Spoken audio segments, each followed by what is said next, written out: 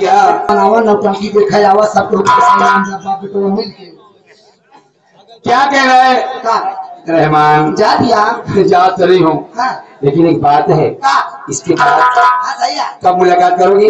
जब तू काबू हाँ, जब तू काबू फोन नंबर से बात हो जाएगी। का नंबर पर बात ना होए अभी तो कैसे कहूँगी यार? वह टेलवा टाप के आज आप ना ना कभी रहना मत।